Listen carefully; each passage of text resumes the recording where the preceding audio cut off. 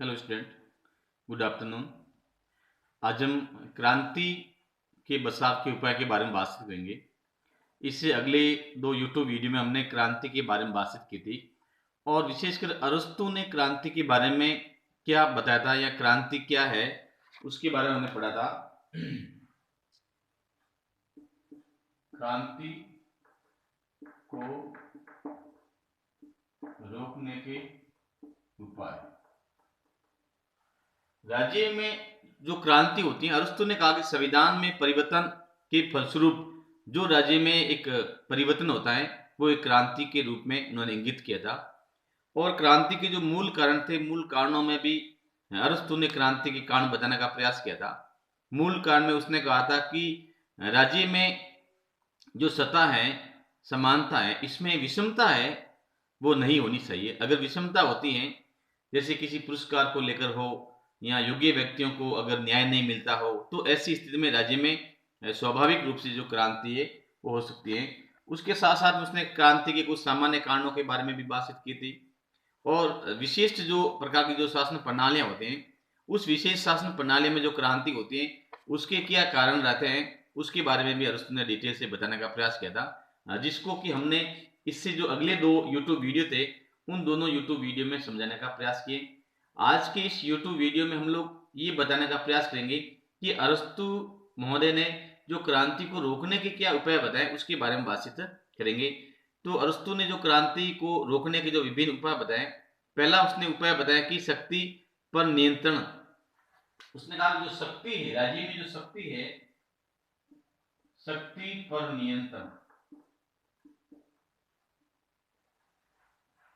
शक्ति के बारे में अरस्तु कहता है कि किसी एक व्यक्ति के हाथ में शक्ति का केंद्रीकरण नहीं होना चाहिए, यानी कि शक्ति का विभाजन होना चाहिए। जैसे आज हम देखते हैं कि वर्तमान जो शासन प्रणालियां हैं, उस शासन प्रणाली में जो संघात्मक शासन प्रणाली है वो एक तरह से एक बेस्ट इसका उदाहरण एग्जाम्पल दे सकते हैं, जिसमें सप्रेशन ऑफ पावर है, यानी कि शक्ति है उसका विभाजन किया गया है, जिससे कि कोई भी व्यक्ति अपनी राज्य में अपनी मोनोपोली नहीं दिखा सके। तो अरस्तु कहता है कि शक्ति का केंद्रीकरण नहीं होना चाहिए या शक्ति किसी एक ही शासक या एक ही दल के हाथ में नहीं होनी चाहिए।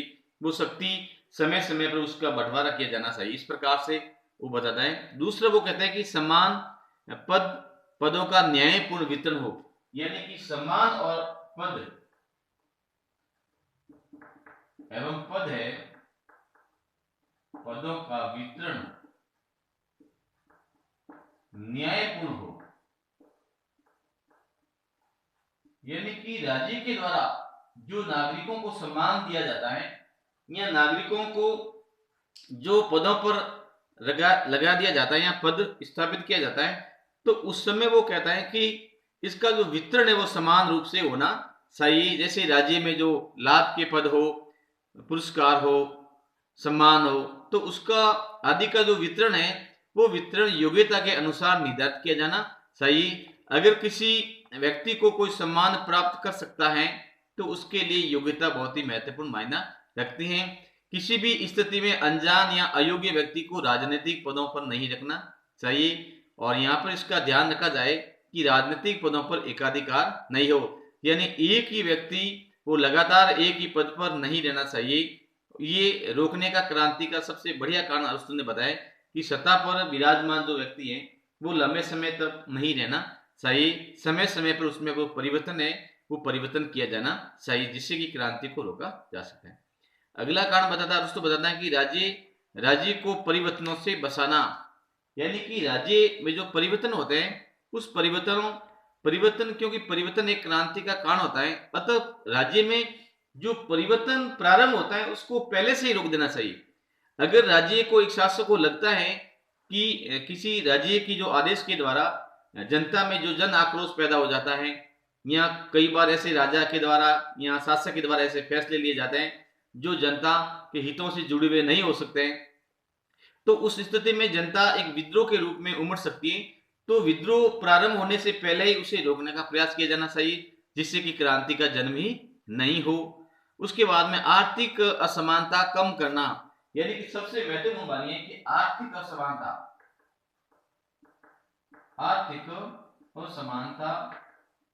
कम से कम हो, कम से कम हो।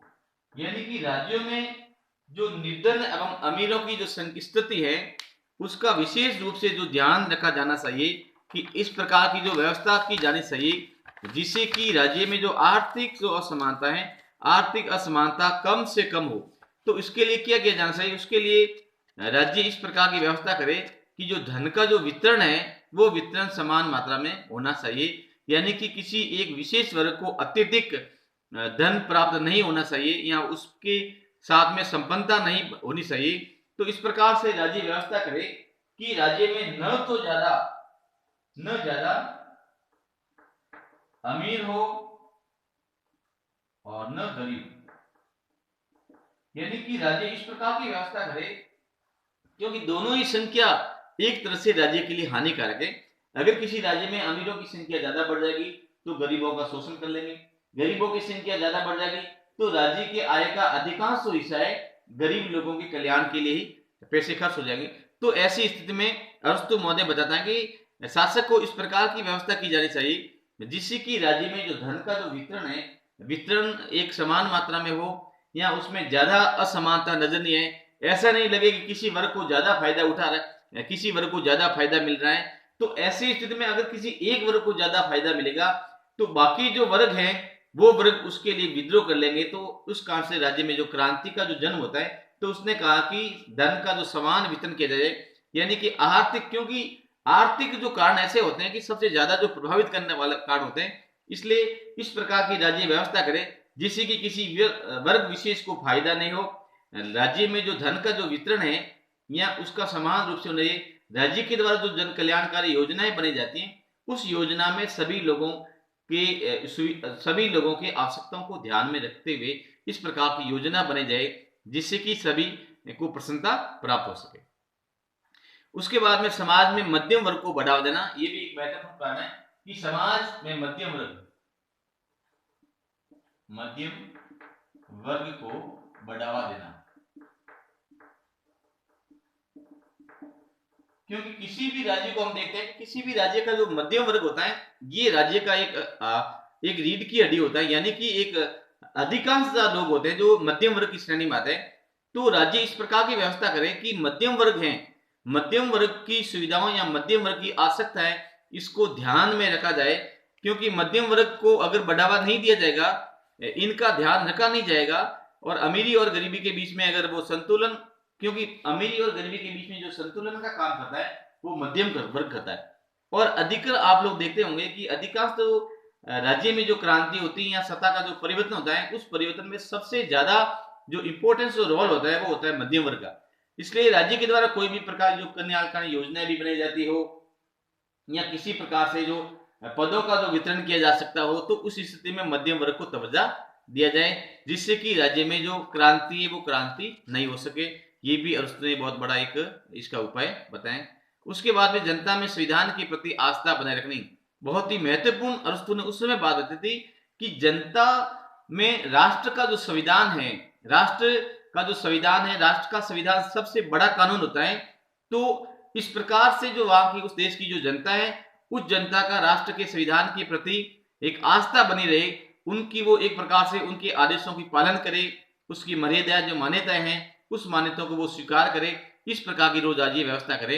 जनता में न्याय एवं संविधान के प्रति आस्था बनाए रखना बहुत ही महत्वपूर्ण है। नागरिकों में संविधान व कानूनों के प्रति आस्था और प्रतिष्ठा जागृत हो, विधि का कोई उल्लंघन न करे और नागरिकों को सुव्यवस्थित शिक्षा प्राप्त हो। यानी कि वहां के जो नागरिकों को इस प्रकार की जो शिक्षा प्रदान की जाए कि हमारा देश का जो संविधान है वो संविधान राज्य का सर्वोच्च कानून है और उस कानून को तोड़ने पर दंड का प्रावधान भी किया जा सकता है। इसलिए उनके मन में जो भावात्मक जो एक संबंध होता है राष्ट्र के प्रति होता है। तो इस प्रकार से जो राष्ट्र का जो संविधान होता है, क्योंकि अरस्तु ने संविधानों के वर्गीकरण के बारे में बहुत बड़ी बातें कही थी और उन्होंने अलग अलग प्रकार की जो शासन व्यवस्था है उन अलग अलग प्रकार की जो शासन व्यवस्था में किस प्रकार से शासन वहां का जो संविधान संचालित होता है। तो उन्होंने कहा कि जो संविधान के प्रति लोगों में जो आस्था जागृत होगी, जितनी संविधान के प्रति लोगों में आस्था ज्यादा रहेगी उतना ही देश की जो व्यवस्था है, देश की जो आर्थिक या राजनीतिक जो व्यवस्था है वो सुदृढ़ रहेगी। उसके बाद में आगे वो बताता है कि दो विरोधाभासी प्रवृत्ति के लोगों में सत्ता स्थापित नहीं हो, यानी कि जो विरोधी, अगर एक ही जिस दल को सरकार है उसमें अगर विरोधीभाषी होगा तो ऐसी स्थिति में भी नुकसान हो सकता है। इसलिए वो कहता है कि एक पक्ष, कोई भी दोनों पक्ष में से एक पक्ष ज्यादा मजबूत नहीं हो, यानी कि निधन और धनी वर्गों के बीच में राज्य का जो संगठन है वो प्रतिशत के आधार पर वितरण किया जाना चाहिए। आगे वो कहता है कि धनोपार्जन की भावना का दमन करना, यानी ये भी कई बार देख लेता है कि धनोपार्जन,